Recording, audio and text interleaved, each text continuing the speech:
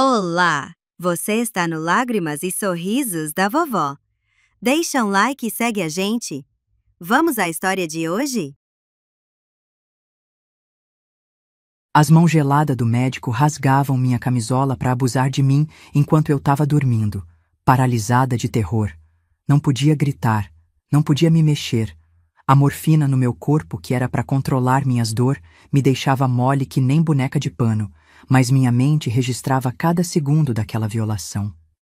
O doutor Alcântara, aquele que todo mundo em Recife reverenciava, abusava de mim na calada da noite na UTI, aproveitando que uma menina de 15 anos, quebrada num acidente, não podia nem se defender. Calada, menina. Ninguém vai acreditar em você mesmo. Deixa pelo menos eu matar uma vontade que tá aqui dentro. Vai! Ele sussurrava, enquanto me tocava em lugares que um médico jamais deveria tocar. Sua respiração ofegante enchendo meus ouvidos como o próprio diabo soprando no meu cangote. Eu só sentia as mãos dele por causa do frio. Tavam gelada que nem defunto quando começou a levantar meu camisolão de hospital, aqueles de abrir atrás, sabe? A cabeça pesava que nem chumbo, mas os olhos abriram só um tiquinho, o suficiente para ver ele de jaleco branco em cima de mim, ofegando feito cachorro no cio. O monitor cardíaco apitava baixinho e ritmado, mas meu coração parecia que ia explodir. Queria gritar, mas a garganta não obedecia. Queria empurrar, mas os braços estavam que nem algodão. Semiconsciente, entorpecida pelos remédios, só restava sentir aquele horror acontecendo. As mãos dele não eram as mãos de um médico naquele momento. Eram as mãos do diabo explorando um corpo que eu nem força tinha para defender.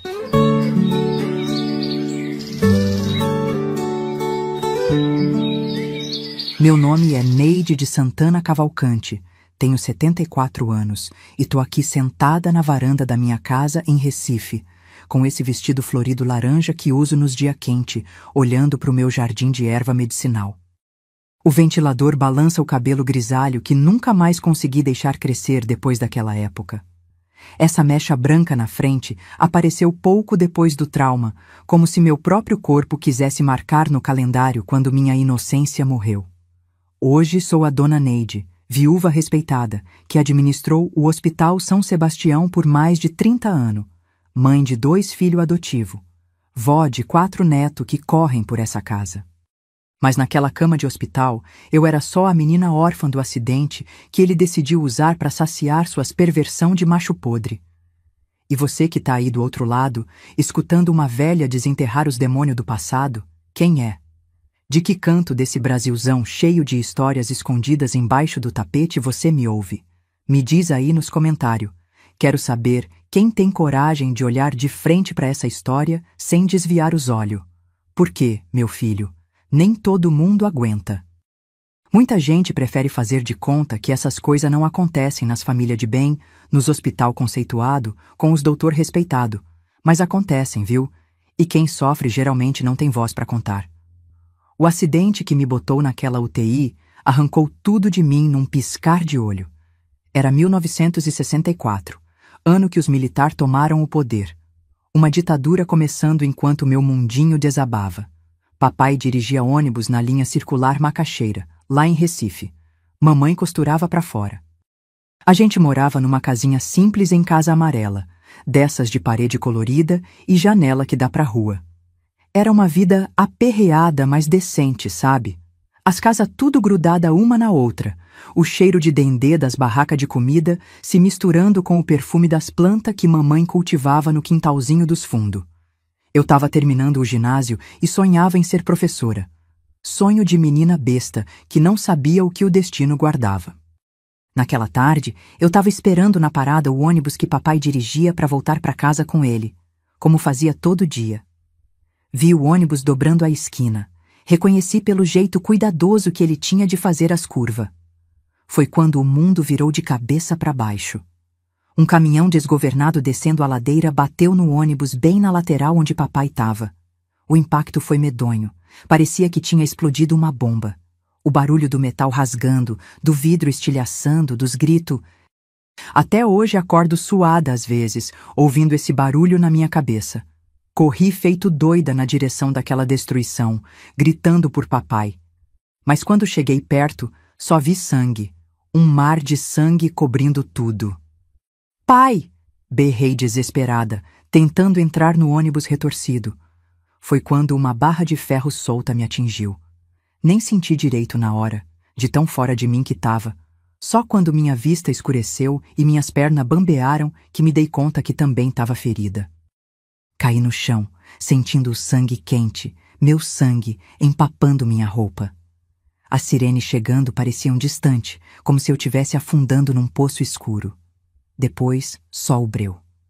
Acordei dias depois na UTI do Hospital São Sebastião, toda quebrada por dentro e por fora. Fraturas nas costelas, na bacia, hemorragia interna, traumatismo craniano. Os médicos diziam que foi milagre eu não ter morrido. Milagre.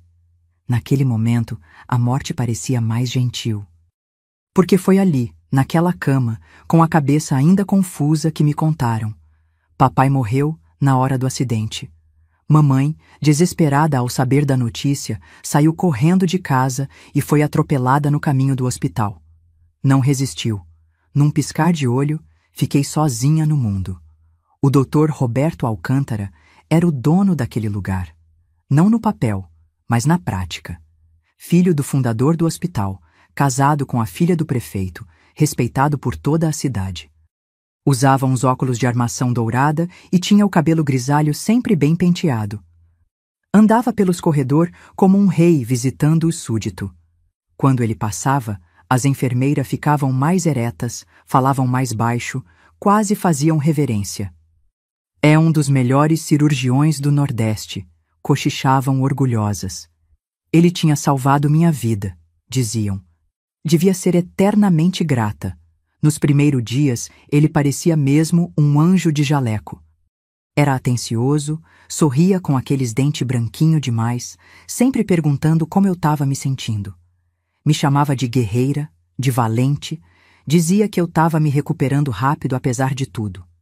Eu, na minha inocência de menina, me sentia especial por receber atenção de homem tão importante. Os remédios fortes me deixavam grogue a maior parte do tempo, mas ainda assim eu notava como ele demorava mais no meu leito que nos outros. Uma tia que eu mal conhecia, irmã da minha mãe, foi localizada e apareceu para me visitar. Dona Teresa, magrela, de cara cansada, trabalhava como doméstica num apartamento em Boa Viagem. Vou ter que te levar para morar comigo quando sair daqui, ela disse sem esconder o desagrado. Era mais uma boca para alimentar na casinha apertada dela. Mas que opção eu tinha? Era isso ou o orfanato. Eu estava quase tendo alta quando a febre voltou, forte. Uma infecção, explicaram. Precisei voltar para a UTI, ficar isolada. A tia Teresa nem apareceu mais. Ninguém te prepara para o desamparo que é ser uma menina sem família num hospital. Você vira um número, um caso, um corpo quebrado que precisa ser consertado para liberar leito. As pessoas olham para você com aquela pena superficial, mas ninguém tem tempo de parar e realmente ver o desespero nos teus olhos. As enfermeiras entram e saem do quarto, checam o aparelho, trocam soro, às vezes dão um sorrisinho de canto, mas é só. Você aprende a ser invisível, a agradecer qualquer migalha de atenção. Terreno fértil para quem quer se aproveitar. Foi numa noite de plantão que começou o pior pesadelo da minha vida. A UTI estava com equipe reduzida, só uma enfermeira sonolenta no posto e umas auxiliar que mais cochilavam que vigiavam. Tinha tomado remédio forte para dor e estava naquele estado entre acordada e dormindo, sabe? Corpo mole, mente nebulosa. Ele entrou sem fazer barulho, verificou o monitor como se estivesse fazendo uma ronda normal. Mas tinha algo diferente no olhar dele. Um brilho que fez meu estômago revirar, mesmo sem eu saber por quê. Preciso examinar você, Neide, ele disse baixinho, puxando a cortina ao redor da cama. Na minha confusão, ainda achei que era procedimento normal. Ele ajustou a dose do remédio no soro, me fazendo ficar ainda mais entorpecida. Depois, com as mãos frias que tremiam de excitação, começou a abaixar o lençol e levantar minha camisola. Percebi então que ele não usava luva, que sua respiração estava ofegante, que aquilo não era exame nenhum. Tentei falar, mas a voz não saía. Tentei empurrar, mas os braços pareciam feitos de algodão. As mãos dele percorriam meu corpo como se fosse dono, enquanto sussurrava coisa nojenta no meu ouvido. Ninguém vai acreditar se você contar, ele dizia entre suspiro. Vai ser sua palavra contra a minha. E quem é você? Só uma orfanzinha que nem parente tem direito. O bip do monitor cardíaco acelerou junto com meu coração apavorado, mas ele nem ligou. Sabia exatamente até onde podia ir sem deixar marca, sem despertar suspeita. Quando acabou, limpou as mãos no lençol, arrumou minha roupa como se nada tivesse acontecido.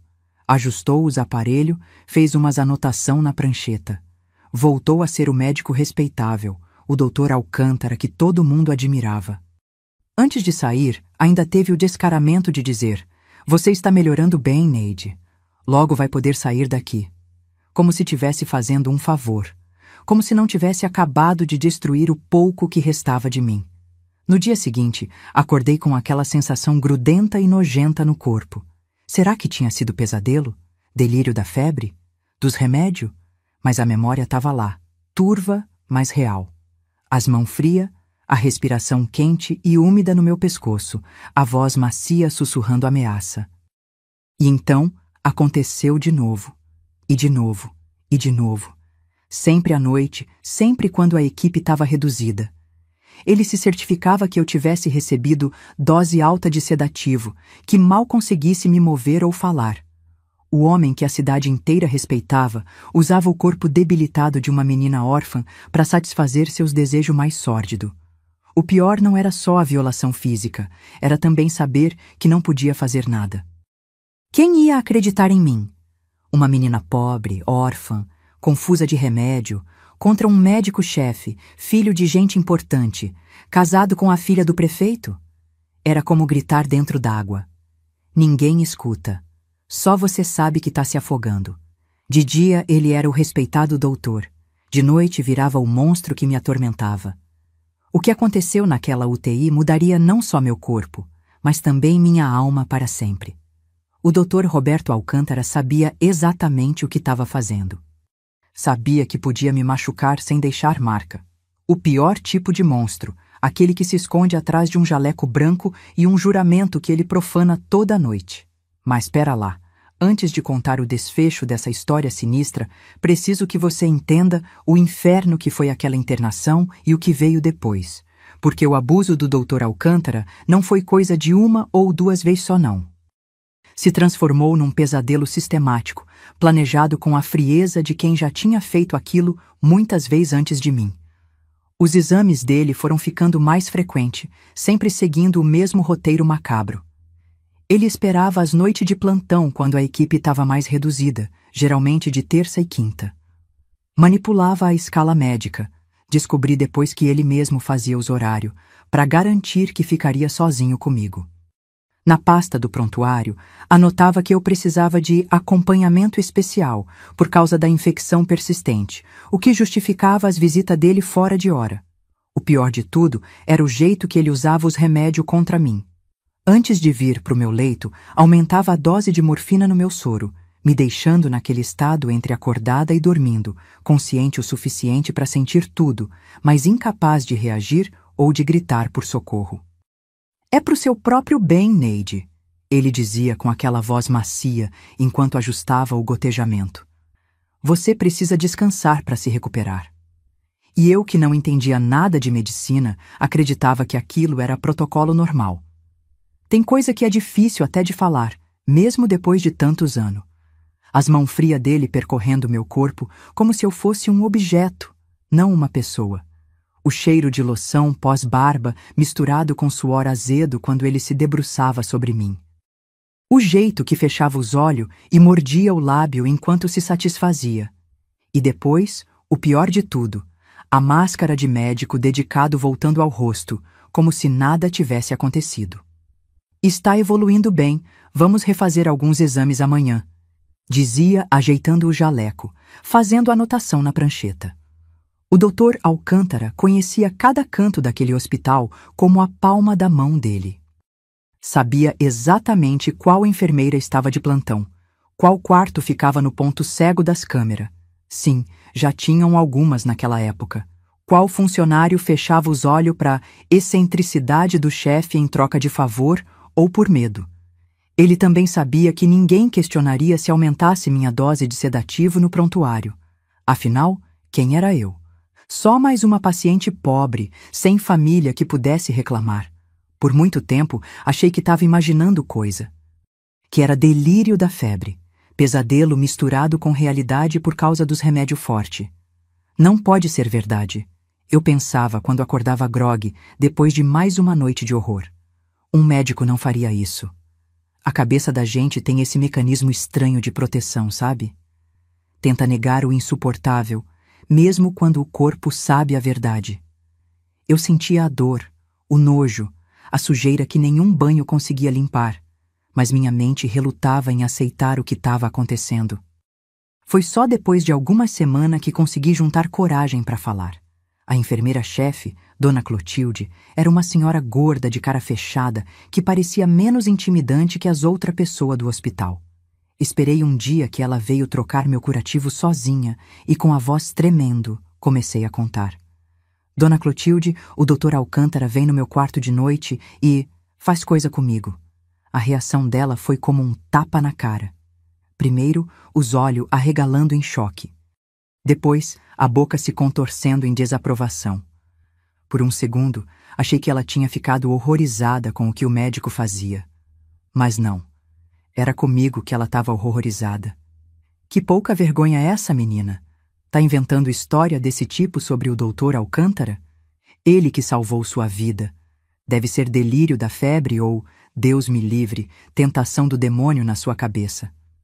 Ela terminou o curativo com rispidez, apertando as ataduras com força desnecessária.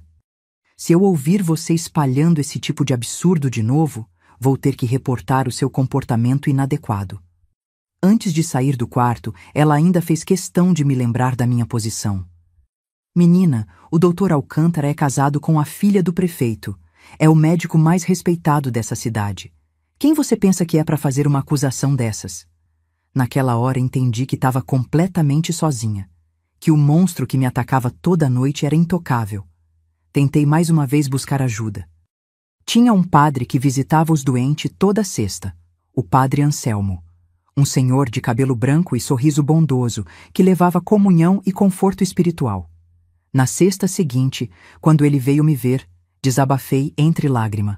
Contei tudo, achando que um homem de Deus ia me entender, ia me proteger. O padre ouviu em silêncio, os olhos baixos, as mãos segurando o terço com força. Quando terminei, ele suspirou fundo e disse: Minha filha, o que você está descrevendo são tentações do demônio. O inimigo coloca esses pensamentos impuros na nossa cabeça quando estamos fracos na fé.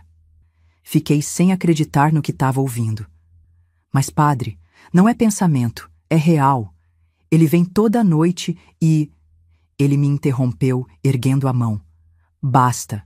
Isso é conversa do maligno. Vou rezar por você, para que Deus limpe sua mente dessas impurezas. E assim, a segunda porta de esperança se fechou na minha cara. Depois de quase 2 meses no hospital, finalmente tive alta. A infecção tinha cedido, os ossos começavam a sarar, e não havia mais justificativa médica para me manter internada. No último dia, o Dr. Alcântara fez questão de vir se despedir. Na frente da tia Teresa e das enfermeiras, era todo sorrisos e recomendações. Neide é uma guerreira, vai se recuperar completamente. Só precisa de repouso e carinho agora. E olhando nos meus olhos, completou: Se precisar de qualquer coisa, é só me procurar no hospital. Aquele olhar dele tinha um brilho de aviso, de ameaça velada. Como se dissesse: tente contar para alguém e veja o que acontece. Saí do hospital carregando não só as marcas físicas do acidente, mas também as feridas invisíveis que ninguém podia ver ou entender. A casa da tia Teresa era um barraco pequeno num beco de casa amarela. 2 cômodos apertado onde ela vivia com 3 filhos pequenos. Eu dormia num colchão no chão da cozinha, entre a geladeira velha, que fazia barulho a noite toda, e o tanque de lavar roupa. Não era vida fácil, mas pelo menos estava longe dele. Por um tempo, achei que ia conseguir seguir em frente, que podia enterrar aquelas lembranças e reconstruir minha vida do zero. Mas o corpo guarda o que a mente tenta esquecer. Comecei a ter pesadelo horrível. Acordava gritando, encharcada de suor. Via o rosto dele em todo canto. Sentia o cheiro da loção pós-barba em travesseiro limpo. O barulho de um estetoscópio, o branco de um jaleco, o bip de um aparelho, qualquer coisa me fazia reviver o terror. Uma noite, depois de um pesadelo particularmente ruim, acordei tão desnorteada que comecei a gritar sem parar. A tia Teresa veio correndo, me deu uns tapas na cara para me trazer de volta. Quando consegui me acalmar, ela sentou na beirada do colchão e perguntou o que estava acontecendo. Foi minha terceira tentativa de buscar ajuda. Entre soluço, contei tudo. O abuso, as noites de terror no hospital, o medo que ainda sentia. A reação dela foi pior que a da enfermeira e do padre junto. Mas que pouca vergonha, menina! Tá inventando história desse tipo sobre o homem que salvou sua vida? É assim que você agradece por tudo que fizeram por você? Por tudo que eu tô fazendo, te acolhendo na minha casa? Ela se levantou, tremendo de raiva. Amanhã mesmo vou te levar na igreja para confessar esse pecado. Isso é coisa de menina assanhada querendo chamar atenção. Os meses seguintes foram um inferno diferente. Tia Teresa contou para as vizinhas e para a família dela que eu estava perturbada, que tinha problema na cabeça. As pessoas me olhavam com uma mistura de pena e nojo. Na escola, os colegas cochichavam pelas costas. Os meninos faziam piada nojenta, perguntando se eu não queria exame médico deles também. As meninas se afastavam como se o que tinha acontecido comigo fosse contagioso. Fui me fechando, me isolando. Parei de comer direito, de dormir, de falar. Vivia num mundo de sombra, onde cada dia era só uma repetição do anterior, sem esperança de melhora. Aos 17 anos, 2 anos depois do acidente e do abuso, não aguentava mais. Numa tarde em que estava sozinha em casa, peguei todos os remédios que encontrei no armário da tia e engoli de uma vez. Queria que a dor acabasse de uma vez por todas. Foi a filha mais velha da tia Teresa que me encontrou, caída no banheiro. Me levaram às pressas para o mesmo hospital onde tudo tinha acontecido. Ironia cruel do destino. Bombearam meu estômago, me encheram de carvão ativado, me mantiveram viva contra a minha vontade. Quando acordei, estava numa ala diferente. A psiquiátrica. Naquela época, hospital psiquiátrico era quase campo de concentração.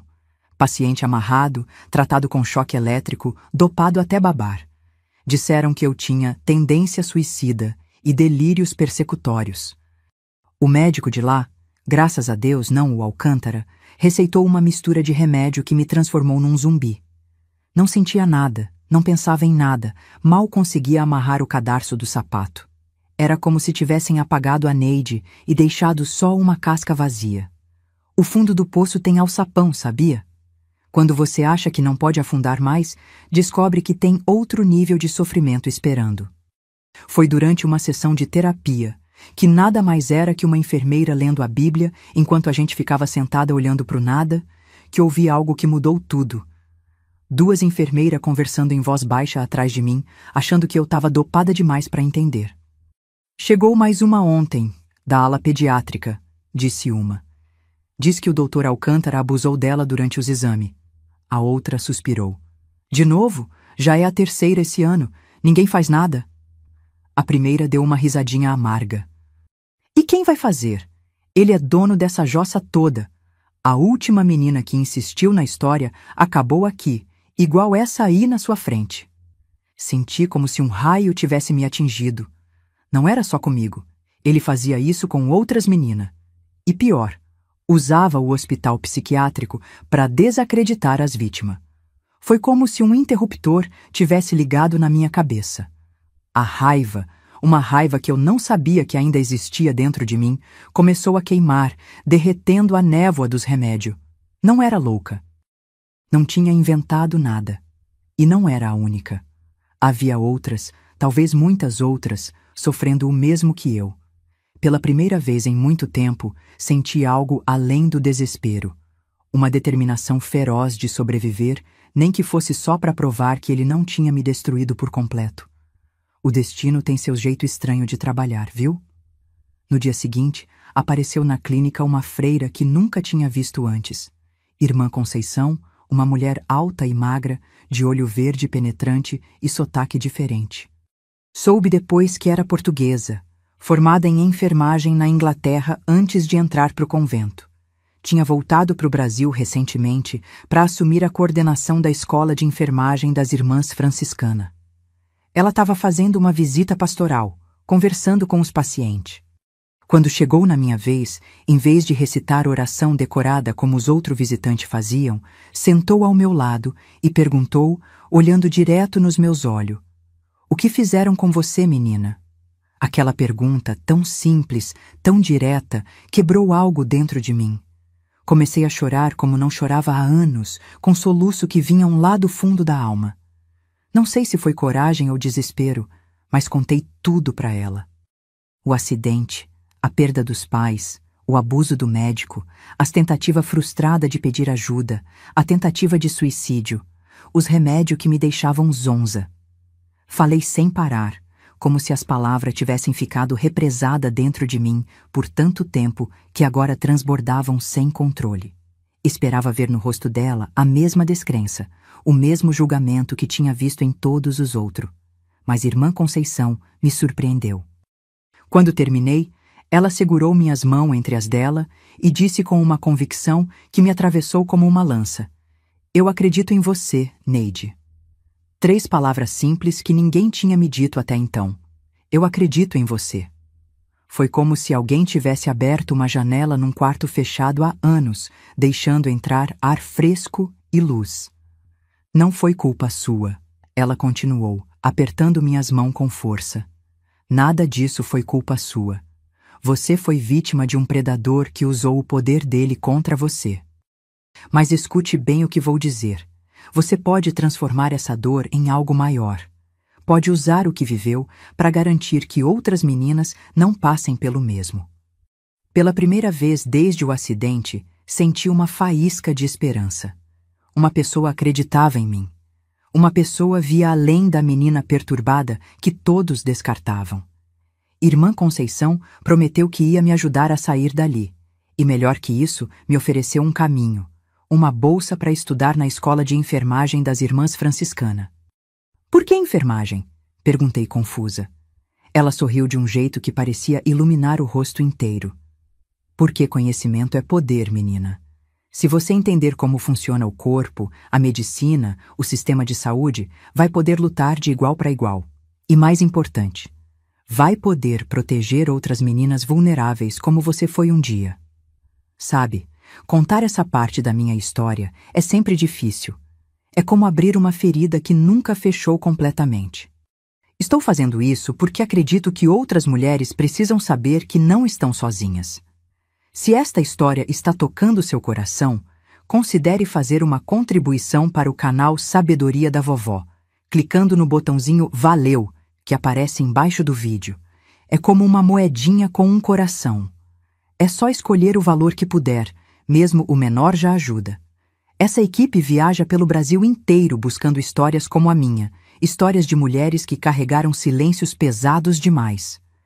Eles precisam cobrir custos de transporte, hospedagem e equipamentos para continuar trazendo essas vozes que muitos prefeririam que continuassem caladas. Nos dias que se seguiram, após conhecer a Irmã Conceição, fiquei num conflito interno terrível. Parte de mim queria agarrar aquela chance com todas as forças, sair da clínica, estudar enfermagem, começar uma vida nova longe de tudo aquilo. Mas outra parte, a parte quebrada e machucada, tinha medo. E se fosse outro engano? E se eu nunca conseguisse superar o trauma? E se o Dr. Alcântara descobrisse e viesse atrás de mim? Mais que isso, me perguntava se deveria deixar tudo para trás e tentar esquecer, ou se deveria usar o que aconteceu como combustível para buscar algum tipo de justiça. Muitas noites passei em claro, apesar dos remédios fortes, pensando nessa questão. Seria melhor enterrar essa dor ou usá-la como combustível? Fingir que nada aconteceu e seguir em frente? Ou confrontar o passado e arriscar me machucar ainda mais? Não existia resposta fácil. Cada caminho tinha seu preço. Esquecer significava deixar o Dr. Alcântara livre para continuar abusando de outras meninas indefesa. Confrontar significava arriscar ser destruída de novo, dessa vez talvez sem chance de recuperação. Era uma escolha impossível para uma menina de 17 anos que já tinha perdido tudo. Mas algo dentro de mim, aquela mesma força que me fez sobreviver ao acidente, ao abuso, à tentativa de suicídio, começou a crescer devagar. Uma sementinha de determinação plantada pelas palavras da irmã Conceição. Você pode transformar essa dor em algo maior. Se ela acreditava que eu era capaz disso, talvez, só talvez, eu pudesse começar a acreditar também. A vida tem desses mistérios que a gente nunca entende direito.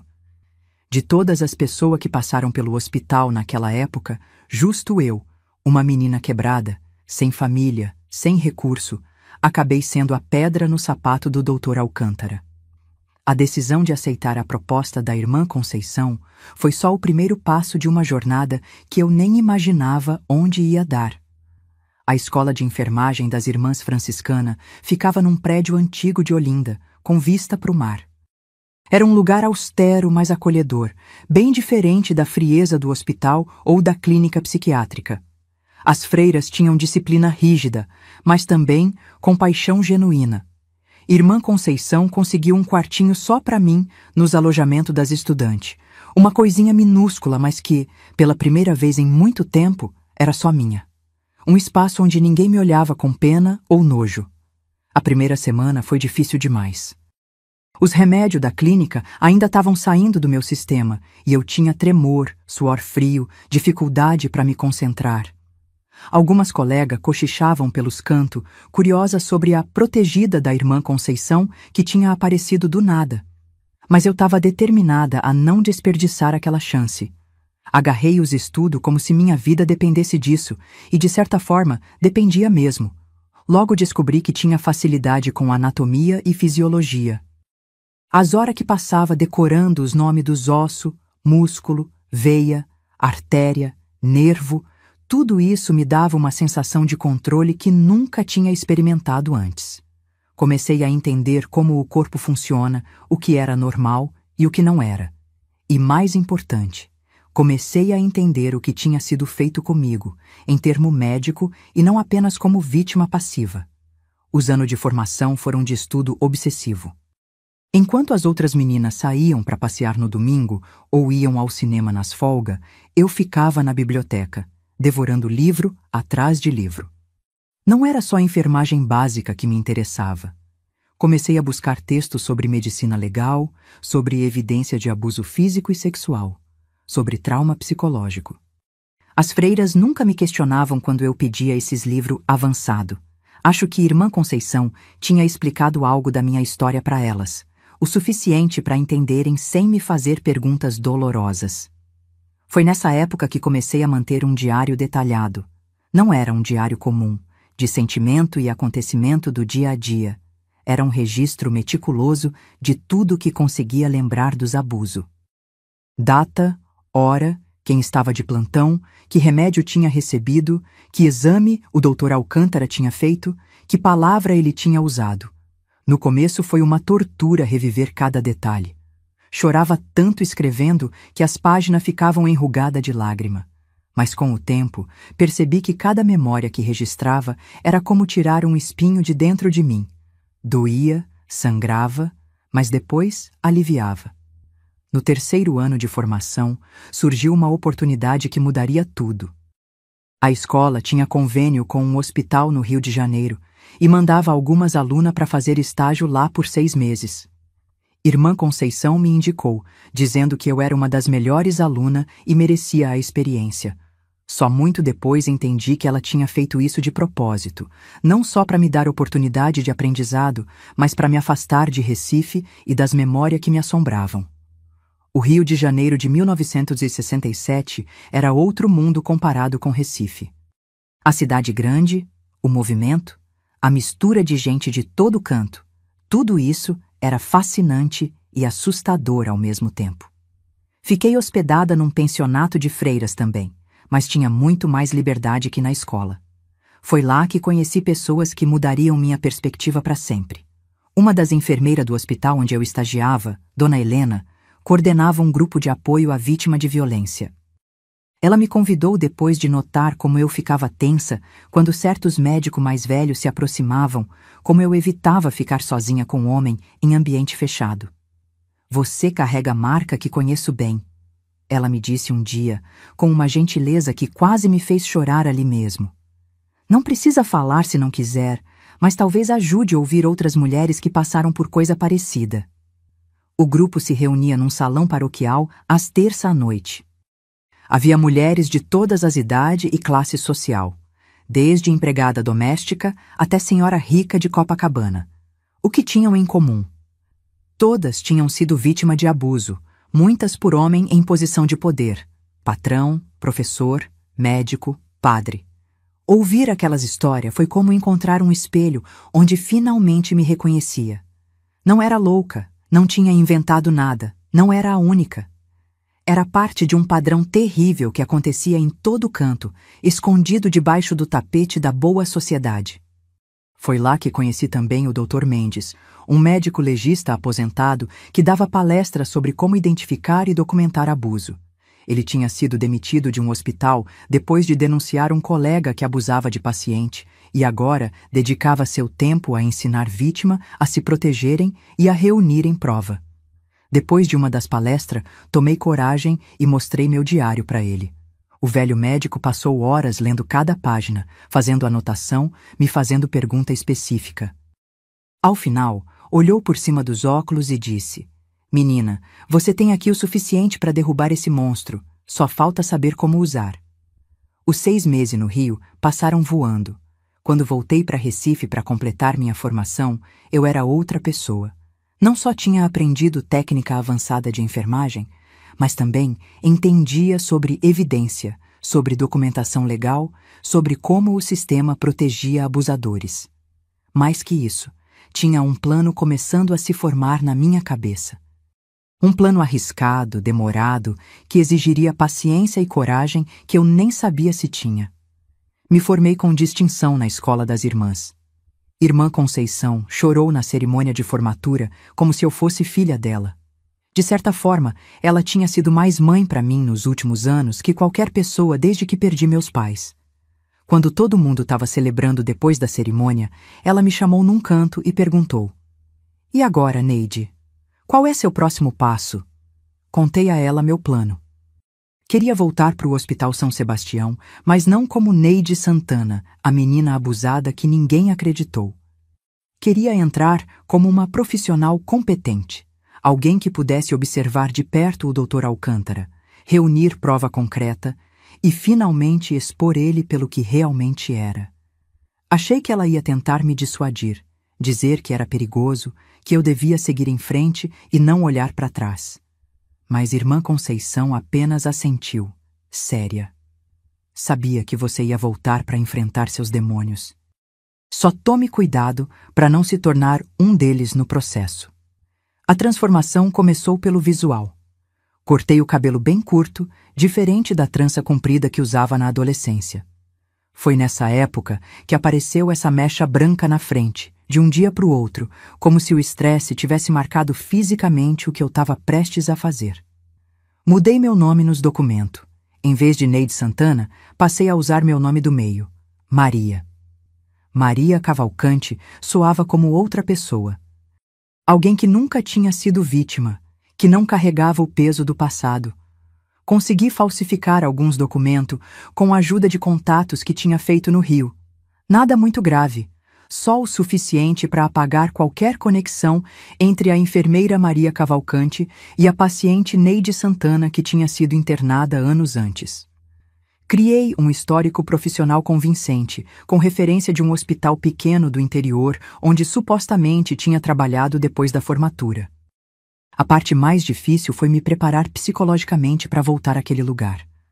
Passei semanas ensaiando na frente do espelho como reagiria ao ver o Dr. Alcântara de novo. Como manteria a compostura, como esconderia o ódio e o medo que ainda sentia. Tinha que parecer apenas mais uma enfermeira competente, talvez um pouco tímida, mas não alguém com uma missão pessoal de vingança. A entrevista de emprego foi menos complicada do que esperava. O hospital estava sempre precisando de enfermeira qualificada, e minhas nota e referência eram excelentes. A diretora de enfermagem, uma mulher diferente da que trabalhava lá no meu tempo de paciente, pareceu impressionada com meu conhecimento técnico. Você parece ter afinidade especial com trauma e emergência, ela comentou, revisando meu currículo. Vamos começar você na ala de recuperação pós-cirúrgica, mas se sair bem, podemos considerar a UTI no futuro. A ironia não me escapou. A UTI, justamente onde tudo tinha começado. Quando saí da entrevista com a vaga garantida, senti um frio na barriga que quase me fez vomitar ali mesmo no corredor. Tava voltando para a toca do monstro, voluntariamente. Mas dessa vez não era uma menina indefesa. Era uma profissional treinada, com conhecimento e um plano. E mais importante, com uma raiva fria que tinha se transformado em determinação ao longo dos anos. As primeiras semanas foram de observação cuidadosa. Mantinha distância do Dr. Alcântara, apenas o suficiente para não chamar atenção, mas sempre atenta aos movimentos dele. Notei que ele ainda mantinha o mesmo padrão, interesse especial em paciente jovem, principalmente menina e mulheres vulneráveis. As que não tinham família presente, as que vinham de fora da cidade, as que não teriam a quem recorrer se algo acontecesse. Também comecei a perceber quem eram os aliados dele no esquema doentio. Certos enfermeiros que ajustavam a escala de plantão conforme ele pedia. Funcionário que fechavam os olhos em troca de favor ou por medo. E, mais perturbador, alguns médicos mais jovens que pareciam seguir o exemplo dele, tratando paciente mulher com um tipo de intimidade que nada tinha de profissional. Foi durante essa fase de observação que encontrei minha primeira aliada importante. Dona Josefa era faxineira do hospital havia mais de 30 anos. Uma senhora negra de cabelo branco que andava silenciosa pelos corredores com seu carrinho de limpeza, praticamente invisível para a maioria dos médicos e enfermeiros. Mas Dona Josefa tinha olho de águia e não perdia nada. Nossa aproximação começou quando a peguei olhando fixamente para mim um dia. Achei que tinha me reconhecido de antes, que meu disfarce tinha falhado. Mas não era isso. Você olha para o Dr. Alcântara do mesmo jeito que eu. Ela disse baixinho quando passou por mim no corredor vazio. Como quem conhece o demônio por trás da máscara. Depois disso, começamos a trocar informação discretamente. Dona Josefa confirmou o que eu já suspeitava. O Dr. Alcântara continuava abusando de paciente, sempre seguindo o mesmo padrão, sempre protegido pelo status e pela cumplicidade de certos funcionários. Já vi de tudo nesse hospital, menina. Ela me confidenciou um dia, enquanto fingíamos conversar sobre produtos de limpeza. Venho vendo esse homem fazer desgraça há décadas. Mas quem ia acreditar numa velha faxineira preta contra o médico-chefe? Meu segundo aliado veio de onde eu menos esperava, do próprio corpo médico. Dr. Paulo tinha acabado de chegar de São Paulo, formado na USP, cheio de ideias novas e uma ética que destoava do ambiente do hospital. Logo percebi que ele não gostava do jeito que o Dr. Alcântara tratava as pacientes, especialmente as mais jovens. Numa ocasião, o flagrei questionando por que uma adolescente tinha recebido dose tão alta de sedativo sem indicação clara no prontuário. O Dr. Alcântara deu uma resposta evasiva, claramente irritado com o questionamento. Começamos a conversar durante os intervalos, trocando observação sobre casos e tratamentos. Com cuidado, fui sondando a opinião dele sobre o Dr. Alcântara. Ele parece ter métodos muito particulares, comentei um dia, testando o terreno. Dr. Paulo franziu a testa. Particulares é um eufemismo. Algumas coisas que ele faz não seguem protocolo nenhum que conheço. E ninguém questiona porque ele é praticamente uma instituição aqui. era exatamente o tipo de aliado que eu precisava. Alguém de dentro do sistema, com credibilidade, que já desconfiava que algo estava errado. Minha conexão mais improvável e valiosa veio através do Dr. Paulo. Ele me apresentou a Matheus Alcântara, filho do proprietário do hospital e sobrinho do Dr. Roberto. Matheus tinha uns 30 anos, formado em administração hospitalar nos Estados Unidos, e tinha voltado para Recife para trabalhar na gestão do hospital da família. Ao contrário do tio, era um homem quieto, quase tímido, com olhar observador e jeito gentil. No começo fiquei tensa perto dele, esperando ver o mesmo olhar predatório do tio. Mas Matheus não tinha nada a ver com o Dr. Roberto. Parecia genuinamente interessado em modernizar o hospital, melhorar os protocolos, tornar tudo mais profissional e menos familiar, o que implicitamente significava reduzir o poder absoluto que o tio tinha construído ao longo das décadas. Nossa aproximação foi gradual e profissional. Ele queria entender melhor a rotina da enfermagem, os desafios do dia a dia, e eu era uma das poucas que não se intimidava em falar abertamente. Com o tempo, descobri que Matheus tinha suas próprias suspeitas sobre o tio. Algumas coisas não fazem sentido, ele me confidenciou um dia. Pacientes transferidas sem justificativa clara, prontuários com anotações inconsistentes, medicações prescritas fora do protocolo. Minha rede de apoio dentro do hospital foi crescendo aos poucos. Algumas enfermeiras mais antigas começaram a me procurar discretamente, depois de perceberem como eu observava o Dr. Alcântara. Você também notou, não foi? Uma delas me perguntou um dia no vestiário vazio. Os exames noturnos dele? Fiquei chocada com a franqueza, mas também aliviada por não estar sozinha na minha vigilância. Com essa rede de informante e aliado, comecei a desenvolver um sistema de documentação clandestina. Mantinha um caderno codificado onde registrava tudo: que paciente o Dr. Alcântara visitava fora do horário, que medicação era administrada sem clara necessidade, que enfermeira ou médico pareciam cúmplice das irregularidades. Dona Josefa me avisava quando ele fazia ronda noturna. As enfermeiras me alertavam sobre pacientes vulneráveis que tinham sido transferidas para a ala específica a pedido dele. Uma das minhas estratégias mais ousadas foi conseguir acesso à elaboração das escalas de plantão. Como tinha demonstrado organização e eficiência, a chefe de enfermagem começou a me pedir ajuda com as escalas mensais. Isso me permitiu posicionar a mim mesma e aliadas em momentos críticos. Noites em que sabia que o Dr. Alcântara estaria de plantão, em alas onde pacientes vulneráveis estavam internadas. O passo mais arriscado veio quando conheci Joaquim, um jornalista que tinha vindo fazer uma matéria sobre o hospital. Conversamos durante a entrevista que ele fez com a equipe e percebi que era alguém que valorizava a verdade acima de conexões políticas. Depois de alguns encontros casuais no café perto do hospital, revelei parte do que suspeitava, sem mencionar meu passado ou motivação pessoal. Joaquim não pareceu surpreso. Já ouvi rumores sobre o Dr. Alcântara antes, mas nunca ninguém disposto a falar abertamente. Foi Joaquim quem me emprestou algo revolucionário para a época. Uma câmera pequena, quase do tamanho de uma carteira de cigarro, que podia ser escondida facilmente. É experimental, trouxe do Japão, ele explicou. Não tem a melhor qualidade, mas grava áudio e imagem suficiente para identificar pessoas e ações. Posicionar a câmera era um risco enorme. Se fosse descoberta, perderia não só o emprego, mas qualquer credibilidade. Pior, alertaria o Dr. Alcântara de que estava sendo observado. Escolhi cuidadosamente os momentos e lugares.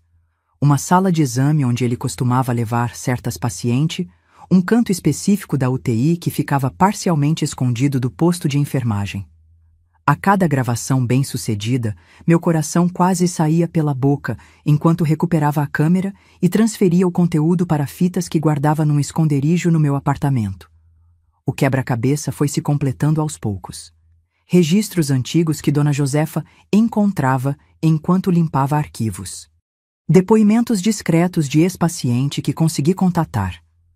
Observações do Dr. Paulo sobre inconsistências médicas. A análise de Matheus sobre transferências suspeitas ao longo dos anos. tudo apontava para um padrão de abuso que se estendia por décadas, muito antes do meu tempo como paciente, continuando até o presente. A verdade era ainda pior do que eu imaginava. O Dr. Alcântara não era apenas um predador oportunista. Era metódico, calculista. Escolhia vítima específica, manipulava documento e equipe para ter acesso a elas, usava medicamento para deixá-las indefesa e depois garantia que qualquer denúncia seria desacreditada. E o pior, havia indício de que alguns casos de complicação e até morte de paciente podiam estar ligados à tentativa de silenciar vítima que ameaçavam expô-lo. Quando finalmente juntei tudo, os registros, os depoimentos, as gravação, a análise dos prontuários, fiquei tão horrorizada com a extensão dos crimes que quase desisti. Era como encarar um monstro muito maior e mais terrível do que tinha imaginado. Por que uma enfermeira seria capaz de derrubar alguém que continuava intocável depois de tantos anos, tantas vítimas? Agora vou fazer um teste para saber quem tem coragem de verdade entre vocês que estão me ouvindo. Quero ver quem consegue apertar aquele botão de like depois do que acabei de contar. É fácil virar o rosto para o sofrimento alheio, fingir que não viu, como tantos fizeram comigo. Difícil é encarar a verdade sem desviar o olhar. Você tem essa firmeza? Mostre que tem fibra apertando esse botãozinho de like, como quem diz: estou aqui, estou ouvindo, e não tenho medo da verdade por mais dolorida que seja. Sabe o que me deu força para continuar, mesmo quando parecia impossível? Foi uma noite em especial, quando estava fazendo ronda na UTI. Uma menina de uns 16 anos tinha dado entrada após um acidente de moto. Família do interior, pai e mãe esperando aflitos na sala de espera, sem ter como ficar na cidade. A coordenação do hospital, seguindo sugestão do Dr. Alcântara, tinha decidido mantê-los informados por telefone, em vez de permitir que ficassem depois do horário de visita. Vou cuidar pessoalmente dela, ouvi o Dr. Alcântara dizendo à enfermeira-chefe, com aquele mesmo tom profissional e preocupado que usava para mascarar suas verdadeiras intenções. Naquela hora, vendo o olhar dele para a menina inconsciente, reconheci exatamente o que tinha vivido. Era como um espelho do passado, prestes a se repetir. E entendi que não importava o quão difícil fosse, o quão perigoso, eu tinha que seguir em frente. Não era mais só por mim, por justiça pelo que tinha sofrido. Era para impedir que acontecesse de novo, e de novo, e de novo. Aquela menina na UTI poderia ser eu 20 anos atrás, e eu era talvez a única pessoa naquele hospital que podia realmente protegê-la. A vida dá muita volta, e quando a gente menos espera, tá em posição que nunca imaginou. Minha ascensão dentro do hospital aconteceu quase sem eu perceber. De simples enfermeira recém-contratada, fui ganhando mais e mais responsabilidade. Não foi à toa. Me desdobrava em 3, trabalhava mais que todo mundo, estudava cada procedimento até a exaustão. Queria ser indispensável e consegui. A oportunidade que mudou tudo veio quando a secretária da administração tirou licença maternidade. A diretora de enfermagem me indicou para o cargo temporário, dizendo que eu tinha organização acima da média e facilidade com documentação. Se ela soubesse o porquê dessa facilidade, aceitei na hora, mesmo sendo desvio de função. Ali, teria acesso a tudo: escala completa, prontuário, histórico de paciente, decisão administrativa e, mais importante, estaria próxima de Mateus, o filho do dono. Nos primeiros dias, mantive distância profissional de Mateus. Ele era um homem reservado, mais interessado em planilha e relatório que em conversa fiada, mas aos poucos fui me fazendo presente. Uma sugestão aqui sobre organização de arquivo, uma observação ali sobre fluxo de paciente. Ele começou a notar que eu enxergava problema que ninguém mais via, que tinha soluções práticas para as complicações do dia a dia. Maria, ele me disse um dia, usando o nome que eu tinha adotado. Você pensa como administradora, não como enfermeira. A aproximação foi calculada no início, não posso negar. Cada café que tomávamos juntos, cada hora extra que ficava ajudando ele com o relatório, tudo era parte do plano. Precisava dele como aliado, precisava do acesso que só o sobrenome Alcântara abria naquele hospital. Mas algo inesperado aconteceu no caminho. Comecei a gostar dele de verdade. Mateus não tinha nada do tio. Era gentil sem ser artificial, inteligente sem ser arrogante. Tinha uma visão para o hospital que ia muito além do lucro. Queria criar protocolos de segurança para o paciente, melhorar o atendimento, modernizar procedimento. E, o mais importante, questionava o poder absoluto que o tio exercia ali dentro. Ninguém deveria estar acima das regras, ele dizia, sem saber como aquelas palavras ecoavam dentro de mim. Nosso primeiro beijo foi numa noite de chuva forte, quando ficamos presos no escritório terminando o orçamento trimestral. Não estava nos meus planos, juro. Quando ele se inclinou na minha direção, tive um momento de pânico. Era sobrinho do homem que tinha destruído minha vida, parte da mesma família. Mas então olhei nos olhos dele e não vi nada do monstro que me atormentava. Vi apenas Mateus, com sua gentileza desajeitada e honestidade quase ingênua. O conflito dentro de mim foi dilacerante nos meses que se seguiram. Cada vez que ele me abraçava, pensava: estou usando esse homem bom para chegar até o tio dele. E cada vez que ele me beijava, pensava: como posso sentir isso por alguém dessa família? Era como ser dividida em duas Neides. A menina traumatizada que só queria justiça e a mulher que, contra toda a lógica, estava se apaixonando. 6 meses depois daquele primeiro beijo, Mateus me pediu em casamento. Foi simples, do jeito dele, sem joelho no chão, nem anel de diamante. Apenas uma pergunta sincera durante um passeio na praia de Boa Viagem. Disse sim antes mesmo de pensar nas consequências. Naquela noite, deitada sozinha no meu apartamento minúsculo, chorei até secar. Não sabia se de felicidade, culpa ou medo do que viria pela frente. O casamento me trouxe para dentro do círculo íntimo da família Alcântara.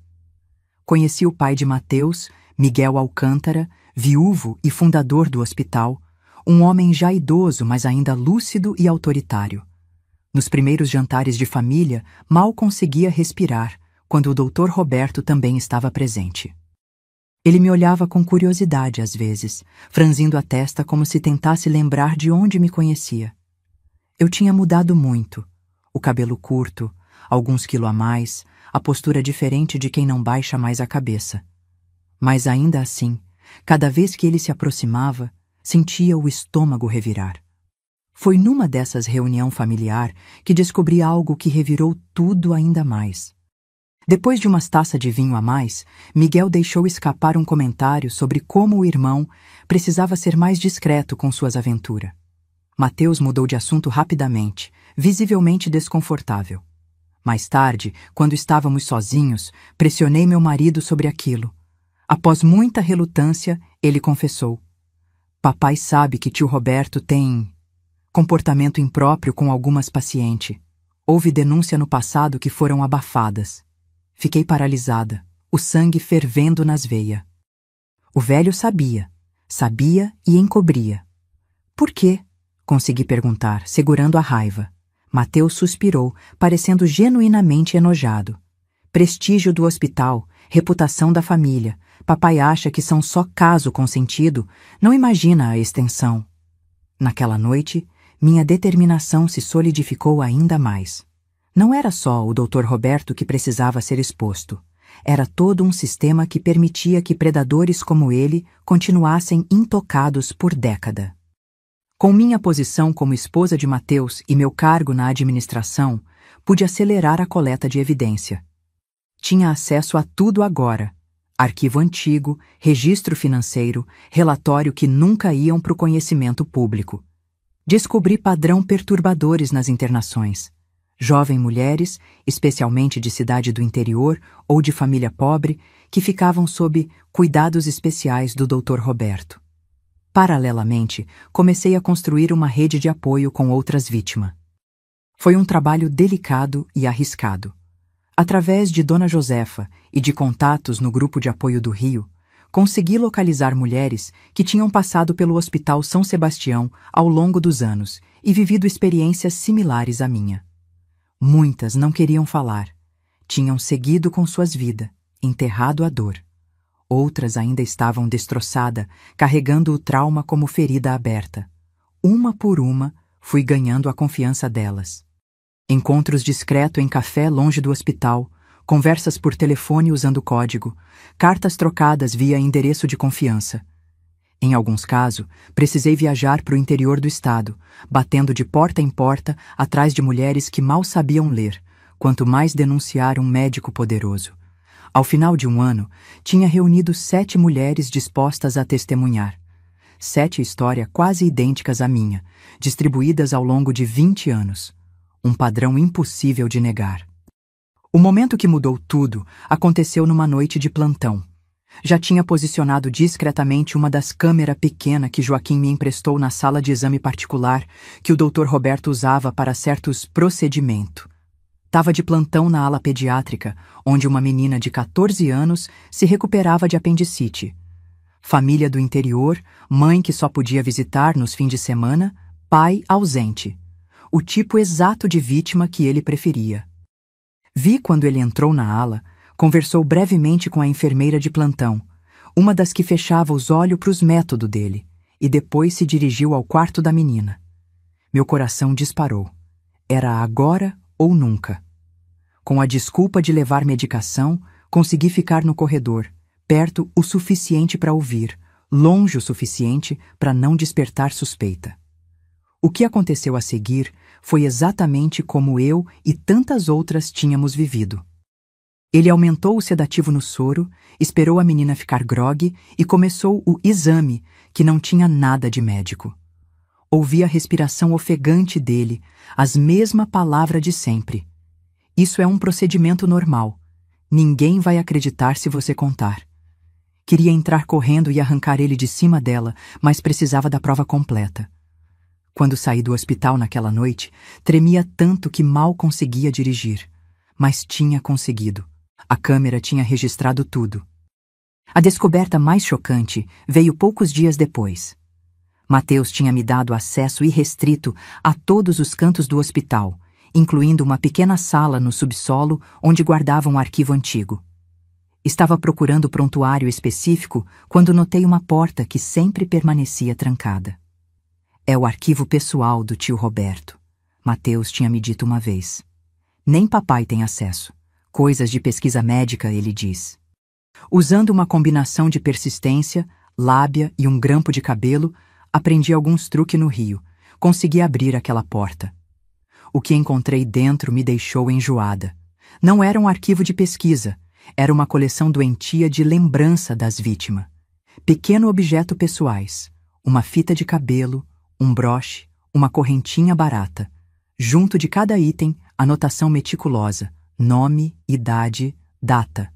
Um registro sistemático de década de abuso. Fotografei tudo, item por item. Quando terminei, tive que correr para o banheiro e vomitar. Aquilo ia muito além do que eu imaginava. Não era apenas um médico abusando de seu poder. Era um predador que colecionava troféu, que documentava suas vítimas como quem coleciona borboleta. E entre os itens, reconheci um que me pertencia. A fitinha azul que prendia minha trança no dia do acidente, que nunca mais tinha visto depois de acordar no hospital.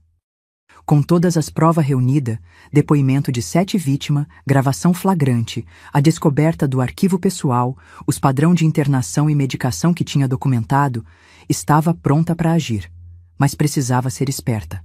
Uma acusação direta seria facilmente desacreditada, como tinha acontecido tantas vezes antes. Precisava de uma armadilha perfeita, onde ele não teria como escapar. A oportunidade veio com a reunião anual do Conselho Diretor do hospital. Como esposa de Mateus e assistente da administração, tinha papel na organização. Sugeri uma pauta especial: modernização dos protocolos de segurança e privacidade do paciente. Ninguém desconfiou. Era exatamente o tipo de tema que Mateus sempre defendia. Preparei tudo nos mínimo detalhe. A sala de reunião foi arrumada de forma específica. O Dr. Roberto sentado de frente para a porta, longe da saída. Câmera escondida em pontos estratégicos. Microfone discreto para gravar cada palavra.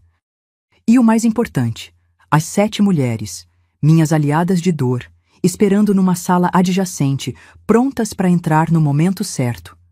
A reunião começou normalmente. Diretores, médicos-chefe, administradores, a nata do hospital reunida numa mesma sala. Mateus não sabia exatamente o que eu planejava, mas tinha concordado em me dar a palavra para apresentar uma nova perspectiva sobre segurança do paciente. Quando chegou minha vez, me levantei com as pernas tremendo, mas a voz firme. Senhores e senhoras, hoje quero falar sobre um tipo específico de violação da segurança do paciente. Comecei, projetando gráficos que tinha preparado num retroprojetor velho do hospital. Nos últimos 30 anos, identificamos um padrão perturbador de abuso sexual de pacientes vulneráveis neste hospital. O burburinho foi imediato. Vi o rosto do Dr. Roberto ficando pálido, os olhos se estreitando.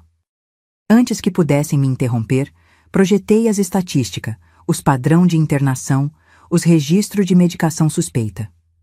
Como podem ver, existe um padrão claro. Jovens mulheres, principalmente de famílias ausentes ou de baixa renda, recebendo doses irregulares de sedativo, sempre sob os cuidados do mesmo médico. Apontei diretamente para o Dr. Roberto. O senhor pode explicar isso? Ele se levantou furioso. Isso é absurdo! Quem essa mulher pensa que é? Miguel, controle sua nora! O velho Alcântara parecia atordoado, olhando de mim para o irmão. Mateus estava tenso ao meu lado, surpreso com a direção que aquilo estava tomando, mas não me deteve. Foi quando lancei a bomba final. Não sou apenas Maria Cavalcante, esposa de Mateus. Sou Neide Santana, uma das primeiras vítimas documentadas do Dr. Roberto. Vai vir o momento exato em que o reconhecimento atingiu os olhos dele. Aquela mesma menina de 15 anos, agora uma mulher que tinha virado o jogo. E não estou sozinha. Fiz um sinal e a porta se abriu. Uma por uma, as 7 mulheres entraram na sala. Diferentes idades, diferentes aparência, mas todas carregando a mesma dor nos olhos. Cada uma se apresentou, dizendo o seu nome, a data em que foi abusada, os detalhes que só a vítima e o agressor conheceriam. Isso é uma conspiração! Gritou o Dr. Roberto, já sem aquela confiança de sempre. São mulheres perturbadas, histéricas. Foi quando projetei o vídeo, o flagrante da câmera escondida, mostrando exatamente o que ele fazia com as pacientes sedadas. A sala ficou em silêncio sepulcral. Alguns diretores desviaram o olhar, enojados. Outros ficaram paralisados de choque. E tem mais, continuei, enquanto ele parecia minguar na cadeira. Mostrei as fotos do arquivo pessoal dele, os troféus macabro que colecionava.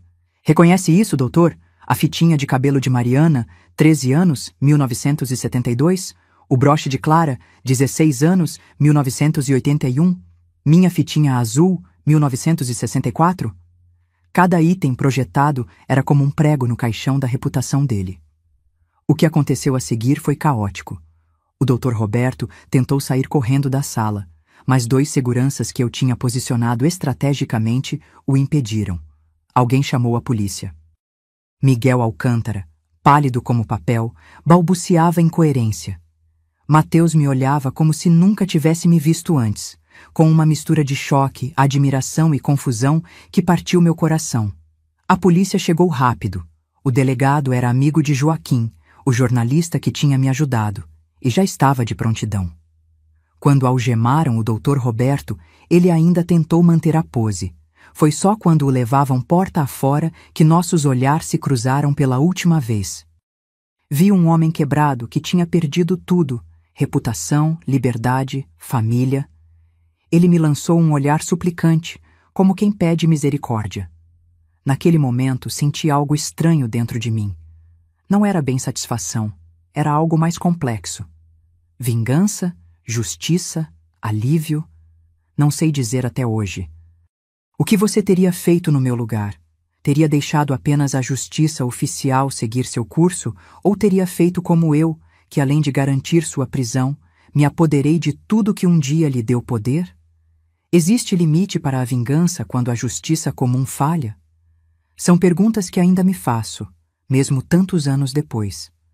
As consequências daquela tarde foram além do que eu tinha planejado. O escândalo estourou na mídia. Joaquim cumpriu sua parte, publicando uma matéria detalhada que explodiu na primeira página. Outras vítimas começaram a aparecer, mulheres que tinham sofrido em silêncio por década. O inquérito policial revelou que alguns casos tinham prescrito, mas havia suficiente recente para garantir que o Dr. Roberto nunca mais sairia da cadeia. Mas nem tudo seguiu o roteiro que eu tinha imaginado. No meio da confusão daquela reunião fatídica, Miguel Alcântara, já idoso e com saúde frágil, sofreu um colapso. Quando o socorro chegou, descobriram que tinha um aneurisma cerebral que se rompeu com o choque emocional. Ele não resistiu. Mateus ficou devastado. Num único dia, descobriu que a esposa tinha outro nome e outra história, que o tio era um monstro e perdeu o pai. Ele se afastou do hospital por meses, mergulhado num luto que eu não sabia como aliviar. Nossa relação ficou no limbo. Ele não me culpava diretamente. Entendia por que eu tinha feito o que fiz, mas também não conseguia olhar para mim sem ver a causa indireta da morte do pai. Durante esse período, assumi a administração temporária do hospital. Alguém precisava manter tudo funcionando enquanto Mateus se recuperava, e eu era a opção mais lógica. Conhecia todos os procedimentos, tinha a confiança dos funcionários e agora, ironicamente, o respeito do conselho diretor. O temporário virou permanente quando Mateus finalmente voltou, mas preferiu se dedicar à fundação filantrópica da família, deixando a operação do hospital nas minhas mãos. Nos anos seguintes, transformamos o Hospital São Sebastião do chão ao teto. Novos protocolos de segurança, sistema rigoroso de supervisão, canais de denúncia, apoio psicológico para as vítimas de qualquer tipo de abuso. O hospital, que tinha sido cenário do meu pior pesadelo, se tornou referência em cuidados humanizados. A semente de mudança que plantei dera um fruto que nunca imaginei colher. Mateus e eu? Demoramos, mas encontramos um caminho de volta um para o outro. O amor que tínhamos era real demais para ser destruído, mesmo por um trauma tão profundo quanto aquele. Ele me disse uma vez, anos depois: "Você não usou nossa relação apenas como parte do plano. Você realmente me amava, mesmo enquanto buscava justiça. E isso é mais do que eu poderia esperar, dadas as circunstâncias." Quanto ao Dr. Roberto, cumpriu pena em presídio de segurança máxima. O homem, que era quase um deus na comunidade médica de Recife, se tornou apenas mais um número no sistema prisional. Recebi uma carta dele uma vez, anos depois. Não abri. Joguei no fogo e vi as palavras que ele queria me dizer, fossem confissão, arrependimento ou mais manipulação, se transformarem em cinza. Algumas pessoas não merecem nem mesmo serem ouvidas. Dos destroços do escândalo, comecei a construir algo novo. Quando Mateus voltou, mais equilibrado, concordamos que o hospital precisava de uma transformação profunda. Não bastava remover o monstro. Tinha que mudar o sistema que permitiu que ele agisse por tantos anos. Com as rédeas na mão e o apoio dele, comecei o trabalho que se tornaria meu legado. Nossa primeira ação foi criar o Centro Integrado de Apoio a Vítimas de Abuso, o primeiro do Nordeste especializado nisso. Ocupamos justamente o andar onde ficava a UTI, que tinha sido cenário dos abusos do Dr. Roberto. Era uma forma de ressignificar aquele espaço, transformar um lugar de dor em centro de cura. Reunimos uma equipe multidisciplinar, médica, enfermeira, psicóloga, assistente social, advogada, todas mulheres, muitas também sobreviventes de algum tipo de violência. Um hospital deve ser o lugar mais seguro do mundo para qualquer pessoa vulnerável, eu repetia nas reuniões com a equipe. Não era só discurso bonito. Implementamos protocolos rígidos de proteção. Nenhum exame em paciente semiconsciente sem a presença de 2 profissionais. Câmeras nos corredores e áreas comuns. Canal direto de denúncia com investigação imediata de qualquer suspeita. Sistema de acompanhante garantido para paciente que não tinham família presente. Parece óbvio hoje, mas naquela época, em plenos anos 70, era revolucionário. O programa que mais me orgulho foi o de bolsa de estudo para jovem órfã. Batizei de Projeto Renascer, mas todo mundo chamava de As Meninas da Dona Neide. Identificávamos jovem em situação vulnerável, órfã, abrigada, de família sem recurso, e oferecíamos formação completa em enfermagem, com moradia, alimentação e uma pequena ajuda de custo. Em troca, elas trabalhavam meio período no hospital depois de formadas, pelo menos por 2 anos. Muitas ficavam muito mais tempo, se tornando profissionais excepcional. Quando algum médico mais velho, daqueles da antiga escola que achavam que jaleco branco dava direito a tudo, questionava minhas mudanças, eu respondia sempre a mesma coisa. Dr. Roberto queria poder sobre os corpos. Eu quero poder para mudar o sistema. E assim, aos poucos, fomos transformando não só o Hospital São Sebastião, mas criando um modelo que outros hospitais começaram a copiar. Não posso dizer que foi fácil equilibrar a administração do hospital com a reconstrução do meu casamento. Depois do choque inicial e do luto pelo pai, Mateus passou por uma fase de raiva, não direcionada a mim, mas à situação toda. Por que não confiou em mim desde o início? Ele perguntava. Como explicar que confiar era um luxo que eu não podia me dar? Que tinha vivido décadas com medo de não ser acreditada? Aos poucos, porém, fomos costurando de volta o tecido rasgado da nossa relação. Sessões de terapia ajudaram. Primeiro cada um sozinho, depois juntos. A terapeuta, doutora Marta, foi crucial para a gente entender que podíamos construir algo novo e genuíno a partir das ruínas. Os dois foram vítimas do mesmo homem, de formas diferentes, ela dizia. Agora podem ser parceiros na cura. Uma das decisões mais difíceis foi sobre ter filho. Biologicamente, eu podia. Os médicos diziam que não tinha impedimento físico, apesar dos traumas. Mas algo dentro de mim resistia. A ideia de carregar uma vida no mesmo corpo que tinha sido violado me causava pânico. Tinha pesadelo com isso. Acordava suada no meio da noite.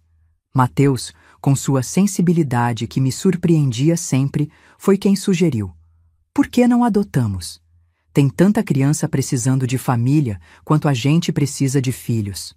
Nossa primeira filha, Clara, chegou aos 5 anos, de um orfanato do interior. Tinha olhos grandes e assustados, desconfiados de adulto depois de abandonos seguidos. 2 anos depois, veio Lucas, com apenas 2 anos, resgatado de situação de negligência grave. Formar uma família com crianças que também carregavam suas feridas foi uma forma de cura que nenhuma terapia poderia proporcionar. Víamos nos filhos o mesmo que víamos um no outro. A possibilidade de recomeçar, de construir beleza a partir da dor. Os pesadelos nunca desapareceram completamente. Ainda hoje, quase 50 anos depois, às vezes acordo no meio da noite sentindo o cheiro de antisséptico, ouvindo o bip do monitor cardíaco, sentindo as mãos frias do Dr. Roberto. A diferença é que aprendi a transformar esse terror em combustível. Cada pesadelo virava mais determinação para proteger outras pessoas de passar pelo que passei. O medo se transformou na minha maior força. O Dr. Roberto passou mais de 20 anos na cadeia. Tentou apelação, suborno, de tudo para sair antes. Mas as provas eram irrefutáveis. Quando soube que ele estava doente, com câncer em estágio terminal, fiz algo que surpreendeu até a mim mesma. Fui visitá-lo no presídio. Não por compaixão ou perdão, nunca cheguei a esse ponto, mas por uma necessidade visceral de encerrar aquele capítulo olhando nos olhos dele. O homem que encontrei não era nem sombra do monstro dos meus pesadelos. Velho, encolhido, careca, trêmulo, o câncer tinha consumido até os ossos. Quando me viu, os olhos embaçados se arregalaram em reconhecimento. Você, ele murmurou com voz fraca. Veio ver o fim? Fiquei de pé na frente dele, não me permiti sentar. Vim ver que você não tem mais poder sobre mim. Nunca mais teve, desde o dia que decidi transformar o que você fez em algo maior que nós dois. Ele tentou dizer algo, talvez se desculpar, talvez se justificar. Não importava. Ergui a mão, interrompendo. Não vim ouvir você. Vim apenas dizer que aquela menina de 15 anos finalmente está livre. E você vai morrer sabendo que seu legado foi destruído e reconstruído pelas mãos de uma de suas vítimas. Saí sem olhar para trás. Ele morreu 3 semanas depois, sozinho numa enfermaria do presídio. Não senti alegria nem tristeza, apenas a certeza de que um ciclo tinha se fechado. Com o tempo, percebi uma verdade que tento passar para todas as mulheres que atendemos no centro. A vingança é um prato que se come frio, mas a justiça é uma refeição completa que alimenta não só a quem foi ferido. A vingança olha para o passado. A justiça constrói o futuro. Minha vingança pessoal tinha sido importante, necessária até, mas o que realmente transformou minha dor em propósito foi criar sistema que protegessem outra pessoa, que dessem voz a quem não tinha. O caso do Dr. Roberto abriu um precedente importante. Depois dele, outros médico-abusadores começaram a ser denunciados e processados no Recife e em todo o Nordeste. Mulheres que por década tinham guardado silêncio encontraram coragem para falar. Hospitais, clínicas e consultório passaram a ser mais vigiados, mais transparentes. A sociedade recifense, tão tradicional e hierárquica, começou a questionar a autoridade absoluta dos médicos. Não aconteceu do dia para a noite, claro. Foram décadas de mudança gradual, mas consistente. O tempo é o melhor remédio, mas também o melhor veneno, minha avó dizia. O tempo mostrou a verdade dessa frase. Os mesmos médicos que viravam a cara para mim nos corredores do hospital, depois do escândalo, começaram a me respeitar quando viram os resultados do meu trabalho. As famílias que cochichavam quando eu passava na rua, eventualmente mandavam suas filhas para o nosso programa de bolsa. A cidade que tinha idolatrado o Dr. Roberto gradualmente apagou seu nome da memória, enquanto o centro que criamos virou referência nacional. Carreguei aquela menina de 15 anos comigo por toda a vida. Nos momentos de dúvida, de cansaço, de quase desistência, eu conversava com ela. Olha o que conseguimos, dizia para mim mesma, para aquela versão jovem e ferida de mim. Olha quantas outras nós salvamos. Hoje, aos 74 anos, sinto que finalmente ela descansa. Não está mais alerta, com medo, escondida dentro de mim. Está em paz, sabendo que sua dor não foi em vão. O reconhecimento formal veio com o tempo, embora nunca tenha sido meu objetivo. O Hospital São Sebastião se tornou referência em humanização do atendimento. Recebemos prêmios do Ministério da Saúde, visitas de comitivas internacionais, reportagens em revista especializada. Em 1985, ganhei a Medalha do Mérito Médico, a primeira enfermeira a receber tal honraria. Em 2015, o hospital foi eleito o melhor do Nordeste em satisfação do paciente. Mas o reconhecimento que mais me toca é ver as pacientes me chamando de anjo da guarda, sem fazer ideia da minha história completa. Muitas não sabem que a administradora séria de cabelo grisalho já foi uma menina abusada naquele mesmo hospital. Não sabem que a política rigorosa de proteção às pacientes nasceu do sangue e lágrimas de uma adolescente que ninguém quis ouvir. Talvez seja melhor assim. Quero que me vejam pelo que construí, não pelo que sofri. Hoje, olho com estranheza para as fotos nos corredores do hospital. Aquele mesmo corredor onde um dia me arrastei sangrando. Foto dos meus netos brincando na festa de Natal da pediatria. Amanda, a filha da Clara, com seu jaleco branco de mini-médica no Dia das Crianças. Pedro, filho do Lucas, desenhando na sala de espera que decoramos com tema de fundo do mar. Essas crianças correm sem medo pelos mesmos espaços que um dia foi cenário do meu pesadelo. Isso, mais que qualquer prêmio ou reconhecimento, é minha maior vitória. A Faculdade de Enfermagem das Irmãs Franciscanas, onde estudei, agora tem uma sala de aula com meu nome. Quando fui à cerimônia de inauguração, não consegui segurar as lágrimas. Lembrei da irmã Conceição, já falecida, que tinha sido a primeira pessoa a acreditar em mim. Conhecimento é poder, ela dizia. E estava certa.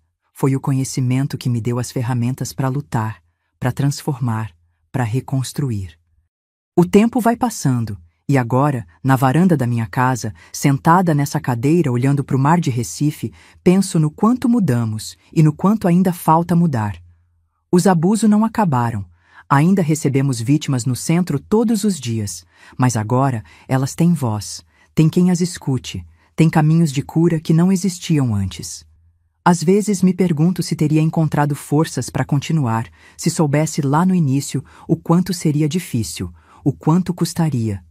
Acho que sim. Porque no fim, não era só por mim, era por todas nós. Sabe, minha filha Clara às vezes pergunta como consegui sobreviver a tanta coisa e ainda assim ter amor para dar, ter energia para lutar por outros. A resposta que dou é simples. Somos mais fortes do que pensamos. Quando a dor parece insuportável, quando o fardo parece pesado demais, descobrimos reservas de força que nem sabíamos que existiam dentro de nós. As marcas e cicatrizes que carregamos não são apenas lembretes do que sofremos, são medalhas do que superamos.